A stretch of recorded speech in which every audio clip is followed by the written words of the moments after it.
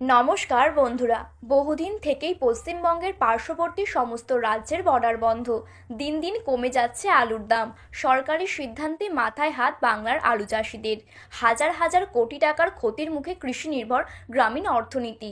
সম্প্রতি রাজ্যের বর্তমান আলুর বাজারের পরিস্থিতির ওপর রাজ্য সরকারকে নিশানা করলেন পশ্চিমবঙ্গ সরকারের বিরোধী দলনেতা শুভেন্দু অধিকারী।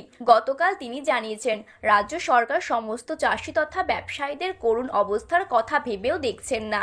সাধারণ মানুষ মুখ্যমন্ত্রীকে ভোট দিয়েছেন বলে তিনি যা খুশি তা করতে পারেন না। তিনি অনুরোধ জানায় বর্ডার যাতে শীঘ্রই খোলা হয়।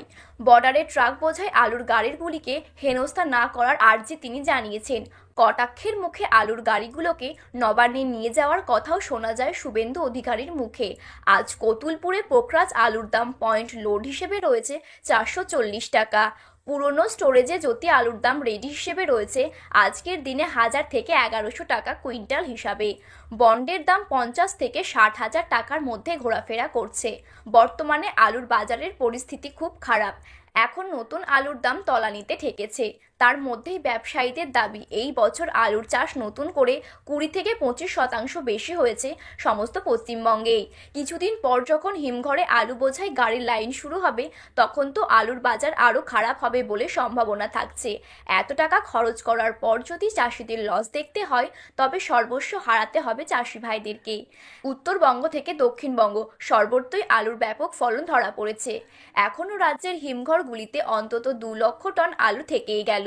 হুগলি বর্ধমানের হিমঘরের মালিকেরা শেডের বাইরে আলু বের করে দিয়েছেন। পশ্চিম মেদিনীপুর এবং বাঁকুড়ার অধিকাংশই আলু ভিন রাজ্যে পাঠানোর ছিল। পরিমাণ বেশি হওয়ায় সেখানকার আলু শেডে বের করা যায়নি। পুরনো আলু বাজার জুড়ে থাকায় বাঁকুড়া মুর্শিদাবাদে নতুন আলু জলদি উঠলেও চাষিরা দাম পেল না। তো বন্ধুরা, এই ছিল আজকের আলুর বাজার দর সম্পর্কিত আপডেট। ভিডিওটি ভালো লাগলে একটি লাইক করবেন এবং আপনি যদি চ্যানেলটিতে নতুন দর্শক হয়ে থাকেন, তাহলে চ্যানেলটি সাবস্ক্রাইব করে পাশে থাকা বেল বাটনটি অল করে রেখে দেবেন।